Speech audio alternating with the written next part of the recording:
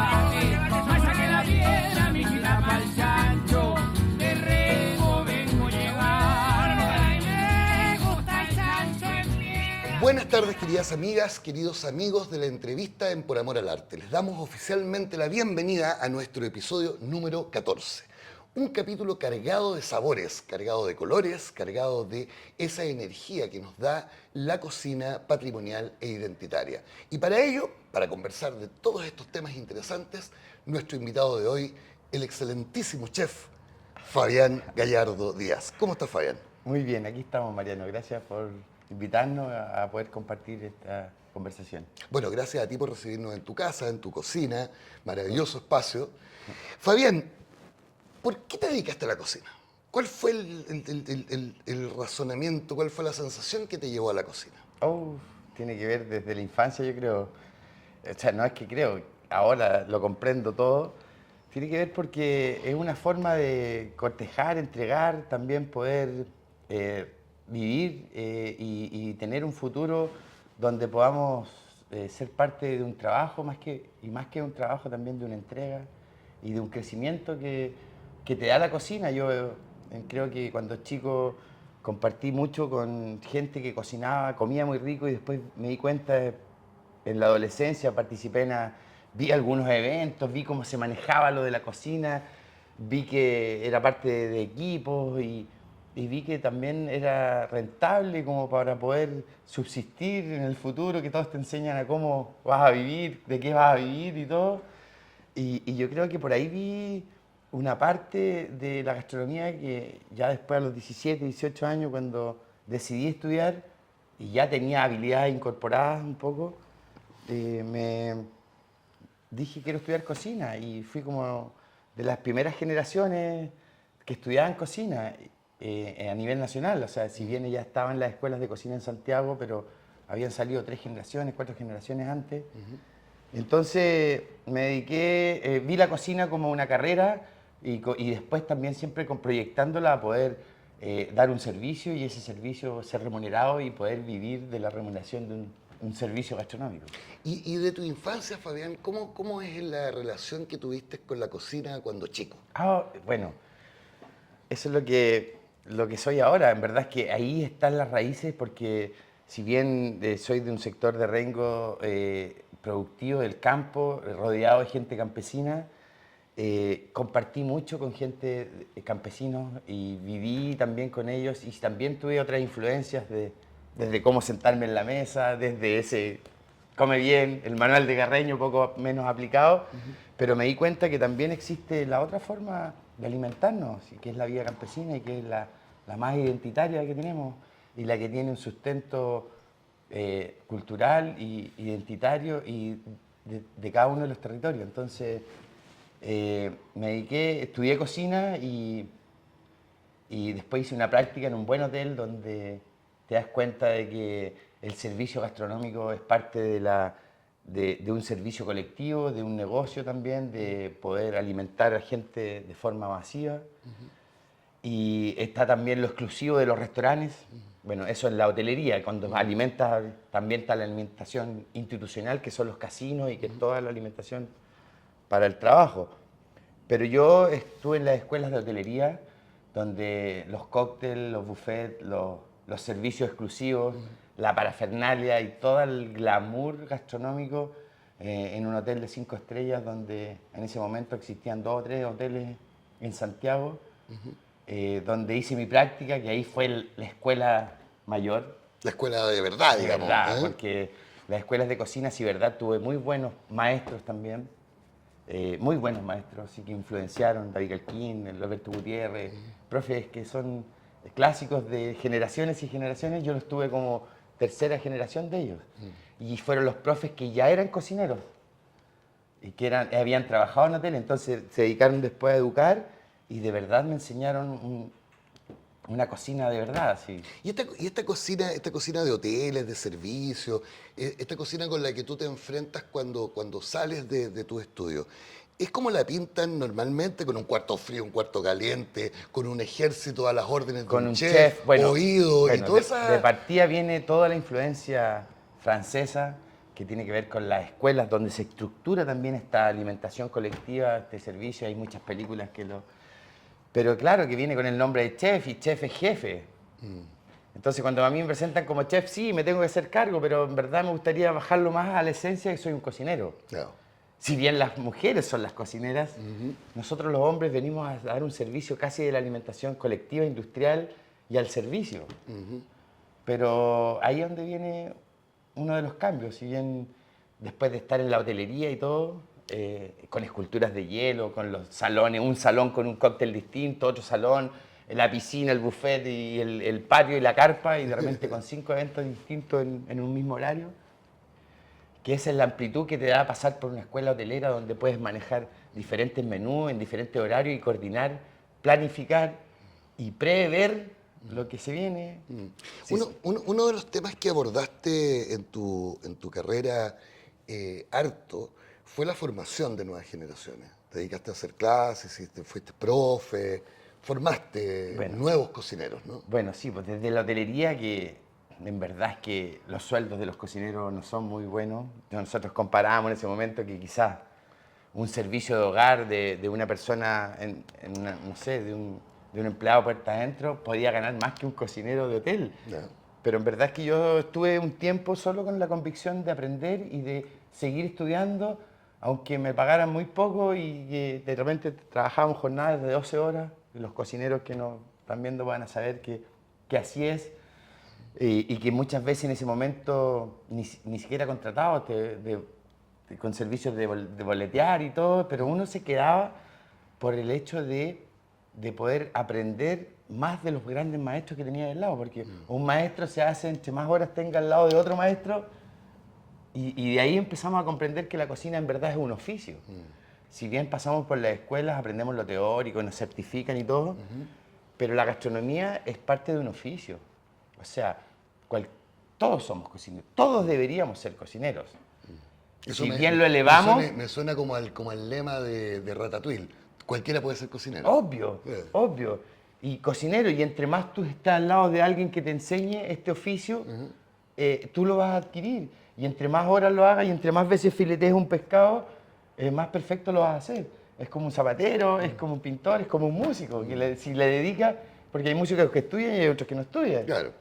Cocinero es lo mismo. Entonces la palabra chef también viene a industrializarte, a vestirte de blanco, porque un cocinero no es necesario que esté de blanco. Exacto. Con ese gorro elevado que nos hacen ver que estamos como enaltecidos y estamos endiosados. Que ocupan para esconder al ratón que va tirando los... Claro, en la película, y hay muchas películas que tienen sentido, pero en verdad que eso nos comprende de que somos parte de la industria de la alimentación. Fabián, tú en algún minuto, como te preguntaba, saltaste del servicio, saltaste de la operación, ¿cierto?, de la cocina a la formación de nuevas generaciones. ¿Cómo fue esa experiencia para ti? Bueno, en esa época de que ya resistí el poder recibir poco sueldo, pero resistir, estar en Santiago, todo cambió. Empezamos ya a darte cuenta de que en verdad lo que te pagaban ya no te alcanzaba, tenías que recibir subsidios, apoyo o salir a pitutear en otros lados después. Esa fue la resistencia de formación. Pero después de eso también empezó a pasar algo en mí que empecé a decir estuve en Santiago, ya aprendí de los grandes maestros, si bien me pegué algunas vueltas por ahí, por acá, pero después dije, no, yo tengo que volver de donde soy, tengo que también traspasar mis conocimientos, traspasar mi experiencia, porque no soy de los de que la cocina esto es un secreto, mi receta es un secreto, no, soy de los que hay que traspasar los conocimientos así como me los entregaron a mí. Y así como también me ayudaron en esa época donde volví, que quise ser ya emprendedor, sí, pero empezar a lucrar un poco. Un joven emprendedor. Claro, pero empezar a lucrar de lo que yo he aprendido. O sea, como que el músico ya se decía cobrar por ir a presentarse, o que el que regalaba los cuadros dice, no, ya ahora yo lo voy a vender porque en verdad es que... Entonces, y ahí dije yo ya, y partió todo esto de hacer clases también con que yo ya me había independizado. Empecé a ofrecer mi servicio en algunas viñas, en algunos locales, los quienes consumían el servicio, y dije ya. Y empecé a mostrar, si bien yo con una formación hotelera, profesional hotelera y todo, y de mucho glamour y que mucha salsa en un plato, Me recuerdo haber hecho el matrimonio de mi hermano y haber hecho un plato así que todo decía, ¡ay, qué onda! En épocas donde la gastronomía era, las preparaciones eran clásicas, entonces uno venir con esa influencia hotelera, parafernálica las veo ahora, influenciadas también con las sensaciones, con el montaje, con la perfección. Me doy cuenta de que todo eso también es parte de la industria gastronómica y de la cual yo también fui parte, porque también estuve en la hotelería y me fui a la educación y también las directrices y las mallas curriculares de las escuelas de cocina pasan por eso. O sea, el mousse, el tiramisú, el cheesecake, la pascualina y todas estas reducciones francesas, el bourguignon y todo tiene que ver con el estándar de las escuelas de cocina. Y bien, también ahí fue un ciclo de educar, enseñar, donde tengo recuerdos de muy buenos alumnos que después incluso me ayudaban a mí en los servicios que dábamos y que eran como para ellos poder, si bien eran remunerados, pero también de ellos empezaron a formar el carácter y a tener relación con este servicio gastronómico, donde salieron muy buenos cocineros y que hoy en día son mis colegas y que están también en la hotelería, porque yo les dije, esto no es todo, tienen que pasar por la escuela hotelera y después tener su propio estilo. Entonces, después de esta pasada por la educación técnico-profesional de la gastronomía, que fue un ciclo de casi de 5 años, donde trabajaba de las 8 de la mañana hasta las 11 de la noche y hacía 3 talleres con 3 cursos, que también los ordenaba de martes a jueves, porque los viernes adelantaba para los eventos de fin de semana. Toda la locura. Y en verdad fue una época, yo creo que 15 años, donde no paramos de cocinar y de explotarnos gastronómicamente y estar a la disposición de grandes eventos, pequeños eventos y en eso formamos varias gente y me fue súper bien. Terminé yendo a las vendimias, a las fiestas masivas, donde armé un stand y era los feriantes. Vendíamos ceviches, mariscales, en unos discos dorados vendíamos tacos envueltos en masa y que éramos súper rápidos. Entonces, pero eso fue con un comienzo de ir a la primera feria vendiendo anticuchos y sabiendo que, chuta, estos anticuchos se demoran y hay una fila de gente y yo vengo aquí y tengo que pagar el piso, tengo que pagarle a la gente. Mejor traigo la comida preparada. Más que eso, no, tengo que evolucionar un producto para que sea rápido, para que sea encantador, sea de bajo costo y que poco menos tenga un show de cocina. Y ahí sí armamos un stand con discos dorados, salteamos verduras, carnes con algunas salsas, unas sales compuestas que le dan sabor. Vendíamos fajitas, ceviche y mariscales en la feria en un espacio de 3x3 que valía... El clásico toldo azul, digamos. El clásico toldo azul, donde yo ponía una vitrina de 1,5 metros, 2 discos aquí, y acá 3 discos, y vendía, y el espacio lo hicimos rentable. Y ahí me fue económicamente bastante bien, y aparte recorrimos varias ferias de la región, y pudimos generar un poco de recursos a través de la gastronomía, y si bien podría haber tenido un restaurante, o lo podría tener también, creo que... todo eso me dio la libertad de tener costos fijos bajos, que algún amigo comercial me decía, pero ¿para qué tanta poesía si vendís completo papas fritas puedes ganar más que lo que haces tú? Y le dije, sí, pero lo mío tiene algo mayor, tiene que tener un sentido. Tiene corazón. Tiene corazón. Después lo comprendí cuando alguien me preguntó, pero ¿y cuál es tu aporte al colectivo? ¿Cuál es tu sentido comunitario? Porque sentido personal ya está bien, es de lucro y todo, pero ¿cuál es tu sentido colectivo? Entonces...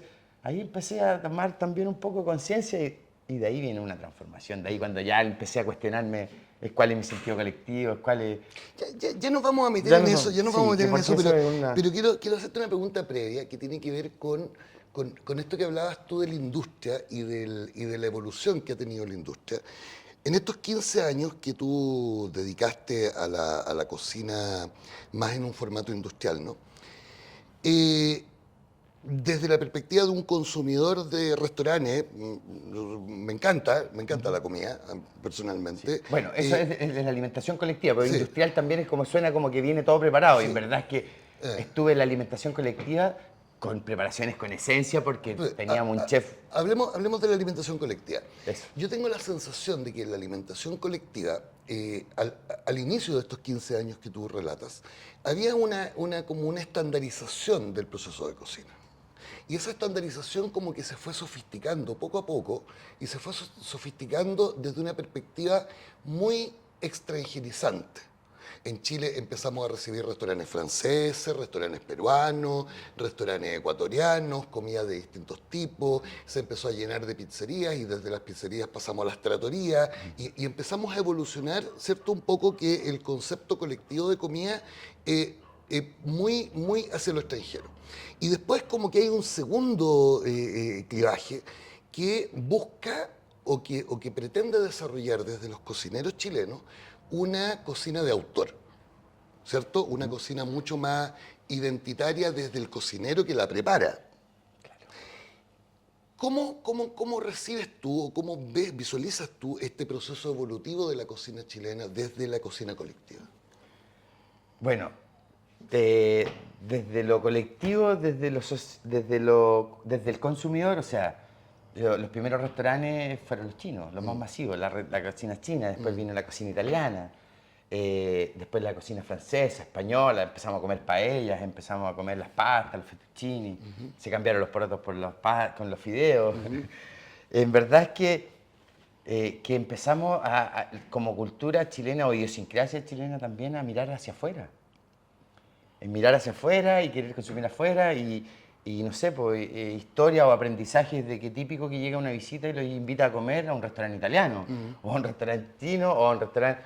Pero no... y ahí empieza uno a darse cuenta de que en verdad, si viene un extranjero, yo no lo puedo llevar a comer fettuccini, lasañas, o comida china, y en verdad que...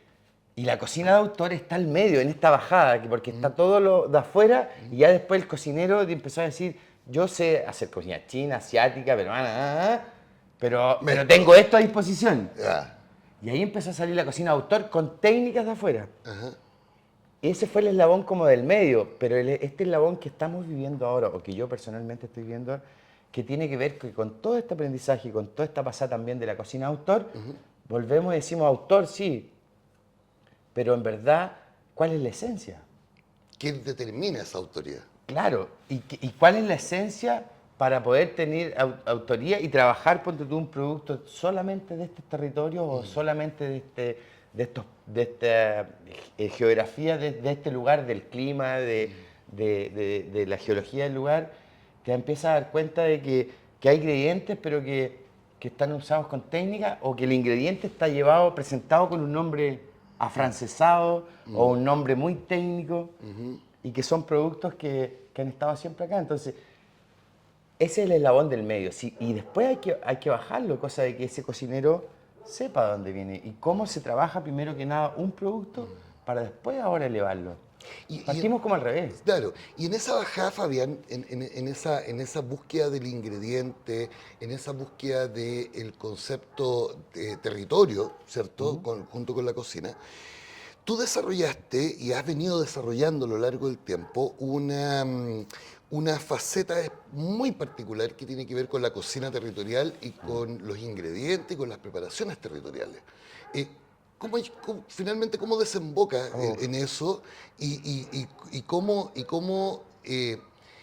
desarrollas esto que recibes, que es la intención de buscar patrimonio e identidad a través de la cocina? Sí, más que patrimonio, en verdad es que al estar en la hotelería, haciendo, no sé, desde los fricassés, comprender las reducciones francesas y cocinando pescados turbot, omelets de espumas y toda la parafernalia gastronómica, después pasar por la escuela y comprender de que en verdad uno viene de otra cultura identitaria, de otro territorio, y que en verdad estoy en la alta gastronomía, pero lo que yo viví en mi infancia también es parte de la gastronomía.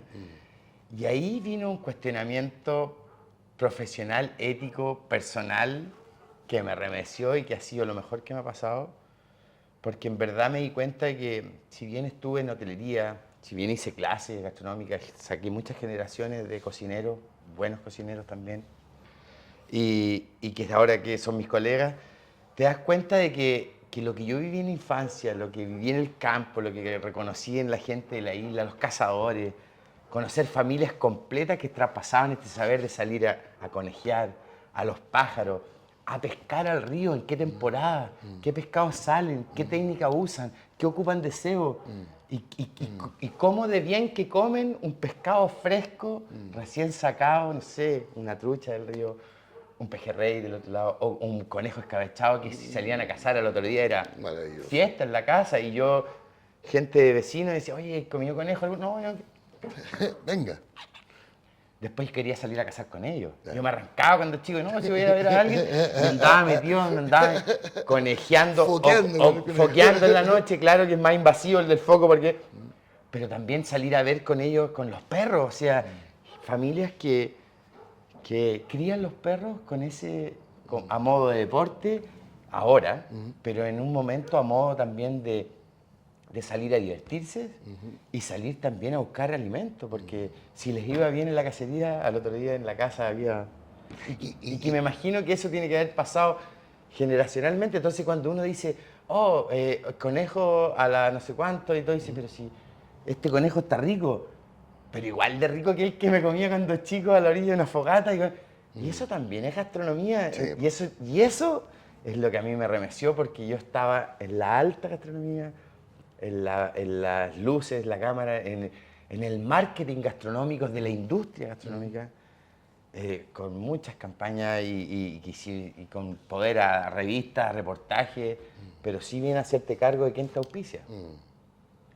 Y en verdad es que viví eso, pero después me di cuenta de que también esto otro tiene un valor y tiene un valor mayor.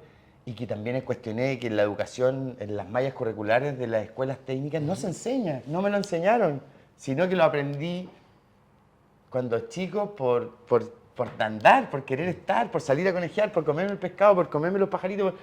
Si viene por estar de ahí. Por estar ahí, de tener esos registros emocionales, emotivos, que después volví y decía, pero llegar, oye, pero si vos sois chef de hotel y qué estáis comiendo aquí. Pero esto para mí, comerse una trucha o llegar a la costa y comerte una jaiba y que el de la jaiba te diga, pero mira, esta parte aquí donde está el secreto y pocos saben y aquí esta tiene carne.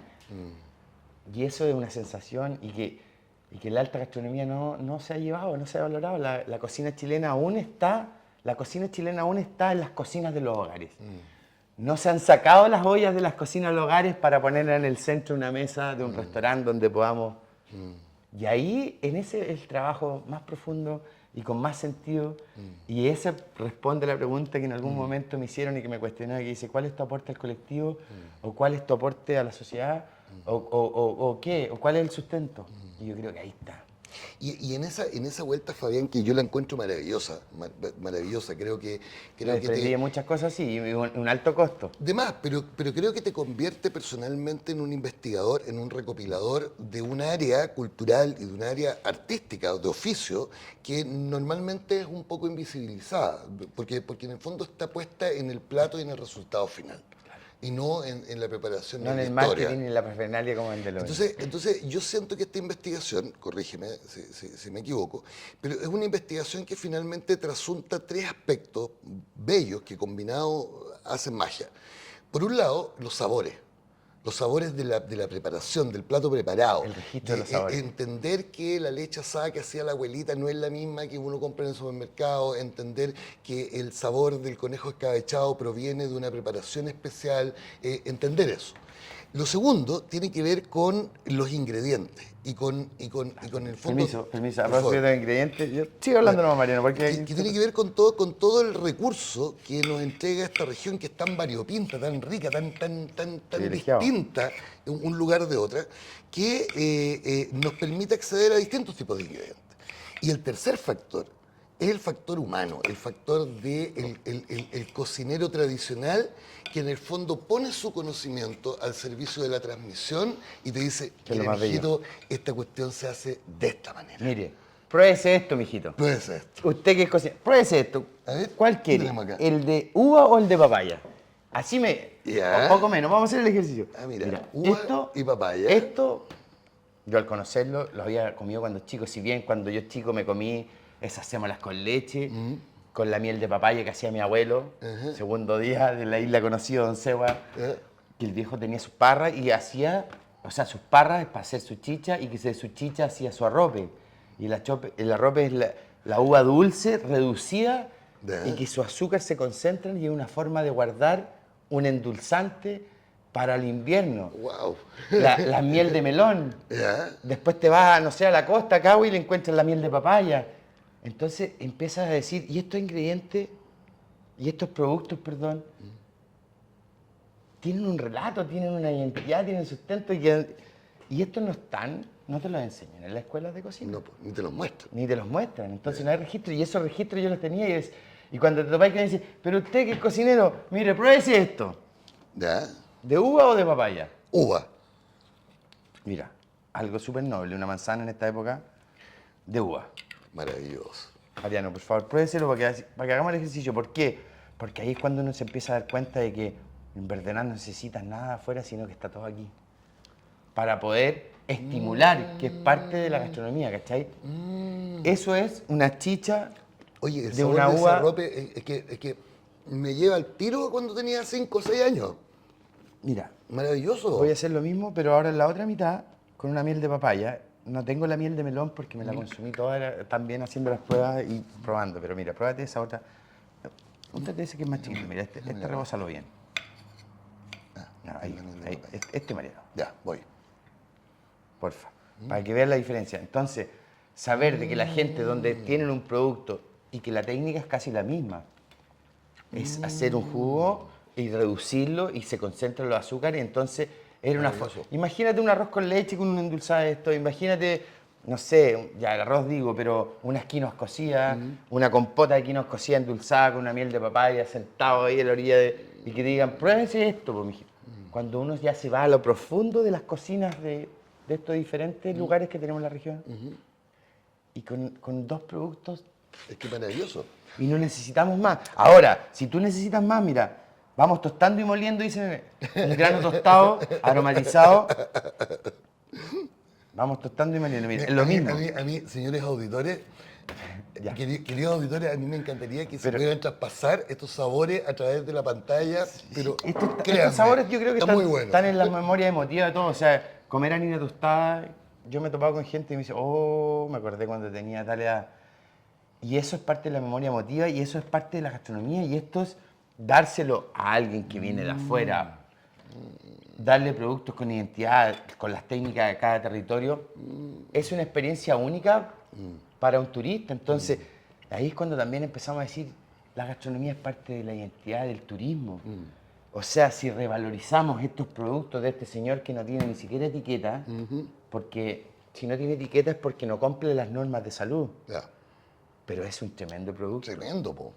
Entonces, y ahí viene otro que no sé si... Pero ahí es Perdón. donde las normas de salud también un poco nos vienen a erosionar, porque este señor no tiene la posibilidad de estar certificado para poder venderlo en cualquier lugar. O si yo como restaurante me llegaran a fiscalizar y me dicen, ¿y el producto de dónde viene? ¿O este conejo de dónde viene? ¿O este cordero de dónde viene ya? Si no pasó por un... Ese lo dejo a modo de reflexión nomás a quien le corresponda, pero nosotros como cocineros culturales e identitarios, en este caso digo, que también tengo que velar por la calidad de estos productos. O sea, si bien el productor de esto no tiene la etiqueta porque no pasa por una sala de proceso donde valorice o certifique su producción, es un tremendo producto. Tremendo, weón, sabroso. Y es un tremendo producto que él lo hace, si bien para su familia y también a modo de ofrenda. Así como tal como te dice, pero ¿ha probado esto, no? ¿Ha probado esto? ¿Y lo ha probado con este otro producto? Y, Fabián, ahí nosotros tenemos 2 elementos que son clave, que son el ingrediente, el arrope, ¿cierto? Y que son también el sabor final, que, como tú decías, apunta directamente a la memoria emotiva, te lleva a algún lugar en la infancia, te trasciende, digamos, desde tu propia identidad. Las historias, El relato. el relato que debe contar el tipo que prepara este arrope, debe único. ser mágico. Y es lo clave para hacerlo parte nuestro, porque si yo te digo cómo se produjo, en qué época se produjo, cómo lo puedes utilizar, quién lo hizo, de dónde viene, y te lo regalo, tú después vas a llegar a otro lugar y lo vas a servir. Este arrope se hizo de tal forma, me lo regaló tal persona, en tal lugar, lo produce en tal estación y todo, y ese es el valor mayor de un producto, el relato.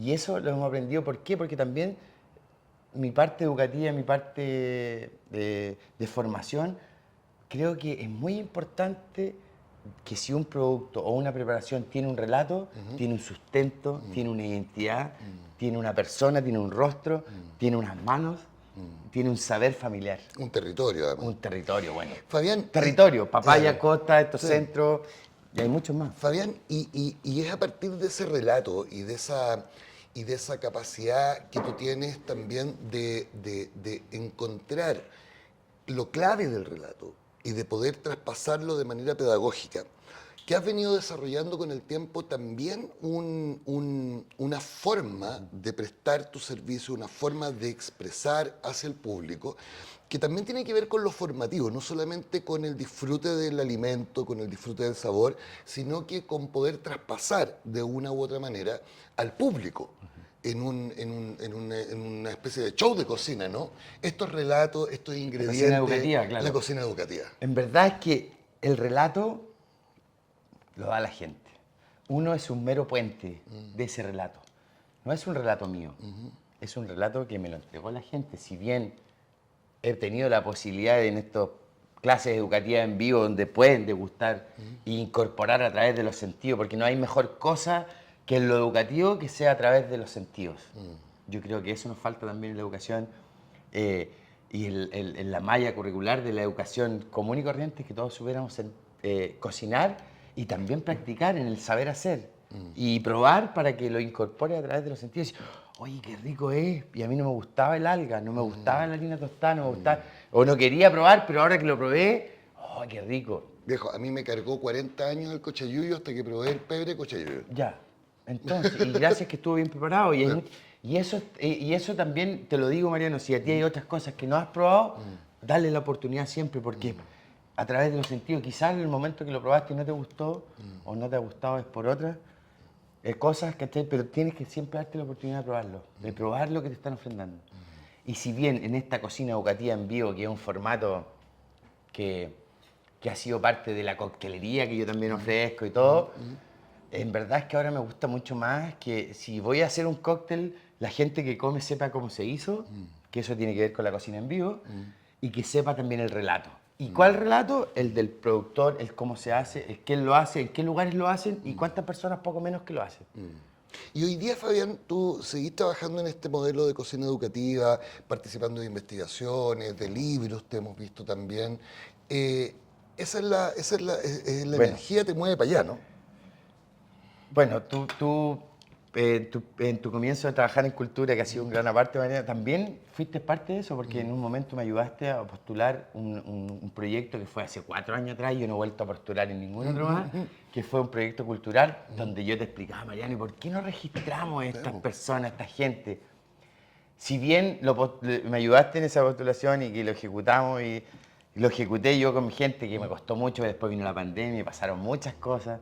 Terminé que la persona que me terminó grabando era un chileno que, verdad, nació en Bolivia, hijo de chileno y se crió en Estados Unidos. Y él después volvió acá a conocer a su abuela, a hablar el idioma, y me lo dijeron, oye, él puede salir a grabar contigo, toda esta gente. Entonces salí con un lente de alguien que todo le llamaba la atención. De más. Nosotros presentamos en ese proyecto cultural 6 cápsulas de 5 minutos. Y si bien hicimos las 6 cápsulas, pero de 45 minutos. Porque también decidimos no quedarnos con nada y porque el otro también grabó tanto y yo tenía tanto que entregar y mostrar que en verdad las 6 cápsulas son de 45 minutos. Si bien son muy largas para gente que quiere algo rápido, pero ahí hay un material así, una cantidad de material que ahora se podría fermentar. Pero en verdad es que fue algo que nos costó mucho, recibí ayuda de mucha gente que me influenció incluso hasta en el relato. Tú puedes hablar de esto, no puedes hablar de esto. No te metas para allá porque tú no lo estás manejando. Tendrías que investigarlo, ser validado por esto, desde lo originario, desde lo industrial, pero sí bien mostramos a mucha gente que yo había conocido en todo este bagaje gastronómico desde pequeño, desde la costa, o sea, gente que conozco hace 25 años, recolectores, pescadores que aparecen mostrándonos lo no visible de la gastronomía, los caracoles de mar, los pescados de roca, cómo está anatómicamente un pescado de roca, por qué este pescado de roca cambia de color. Y uno técnicamente comprende que es igual que una jaiba, que es morada y que al cocinarla se pone naranja, este pescado igual. ¿Y por qué? Porque se alimenta también de mariscos y de algas. Y entender la cadena completa, en el fondo, La ca- y de dónde viene el entender ingrediente. la cantidad de productos no visibilizados por la industria. ¿Cuántos pescados comemos? ¿Cuántos pescados encuentran en un restaurante? Son 3 o 4, siendo que hay 30, 40. Aquí, allá hay otro, allá hay otro. Entonces ahí empiezas tú a comprender, y bueno, y en este también, en este bagaje gastronómico, participar en ferias, como cuando tú, el comienzo del Chancho Muerto en Talca, donde lo armaba la agrupación gastronómica. Fuiste a la fiesta de la sal también.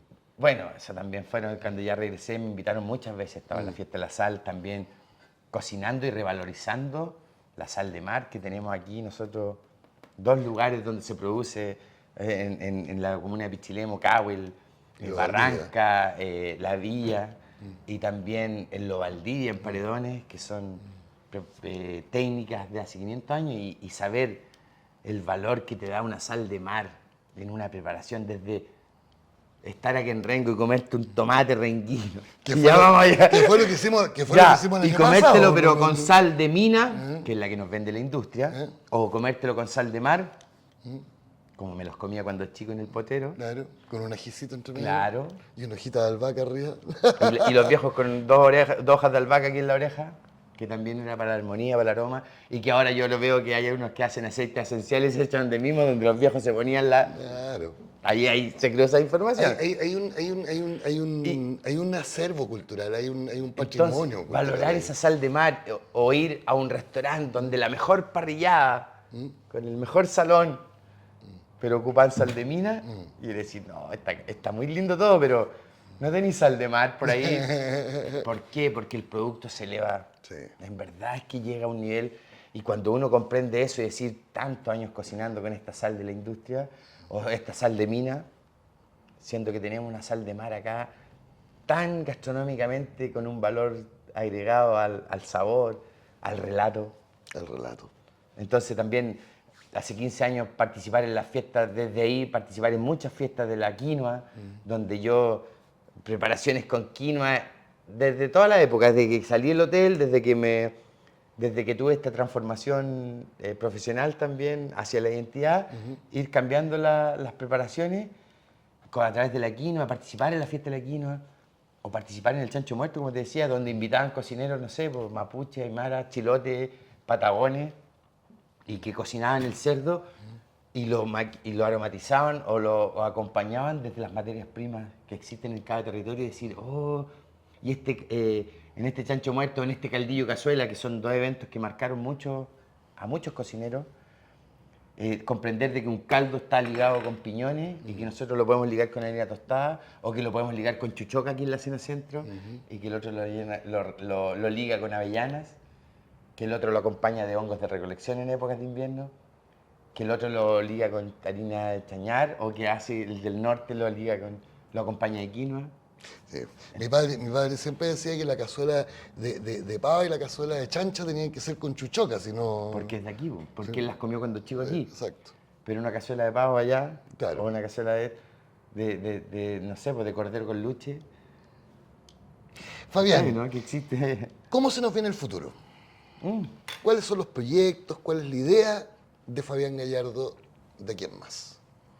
Bueno, yo creo que seguir trabajando en la investigación, que me encanta, o sea, hubieron influentes también en lo investigativo, cuando comprendí que la música, la danza, la vestimenta y la gastronomía y el beber son parte del buen vivir que tiene una identidad cultural, porque la música, la cueca o la música de aquí no es la misma de allá, no es la misma de allá, que la danza y la vestimenta no es la misma.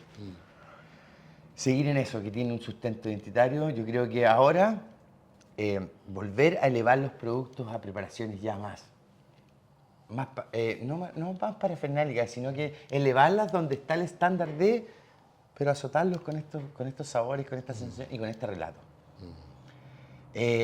Yo creo que también a empezar a abrir espacios donde se puedan hacer las reservas para comida de grupos cerrados, atenderlo en un espacio y poder compartir y poder enseñarlo y que todos lo cocinaran, ojalá lo educativo ya, pero a nichos. Vivir la experiencia de la cocina. Vivir la experiencia de la cocina, lo investigativo que me encanta, ojalá poder postular a otros ítems investigativos, seguir potenciando el relato, seguir conociendo gente con el saber, seguir elevando a esa gente, esas cocineras tradicionales que hoy día están famosas, como Anita, como Cecilia, como todas, que las he invitado a seminarios que me han invitado, donde ellas entreguen el relato y decir, yo hice esta preparación, Aquí les por entrego favor, quién hace háblenos el para ingrediente. ustedes qué significa la experiencia de vivir en la costa, qué es para usted reconocer las hierbas del mar, qué es para usted conocer los pescadores, qué significa para usted vivir en la costa, qué significa para usted tener su huerta.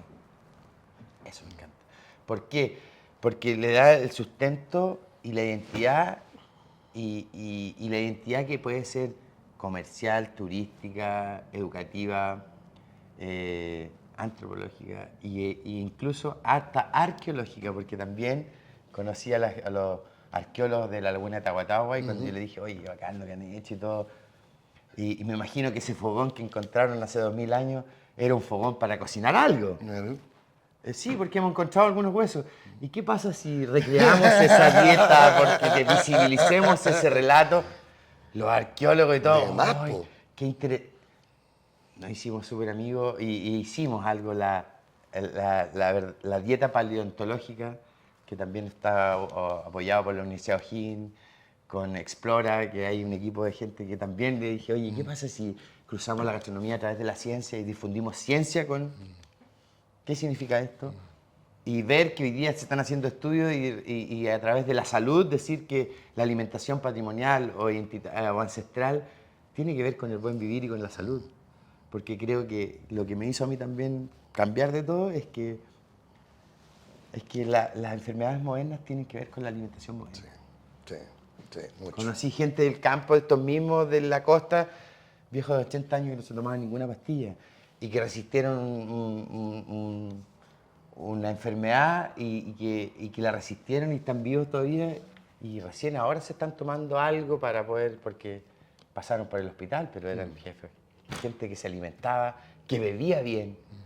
Gente que, o sea, yo digo, los fermentados, yo descubrí los fermentados hace 5 años atrás y saber que los fermentados han estado siempre presentes, o sea, la chicha que es un fermentado. La chicha de maíz, tradicional. Bueno, y la chicha común del grado de uva. Bueno, ¿para qué vamos a hablar de las chichas prehispánicas? Claro.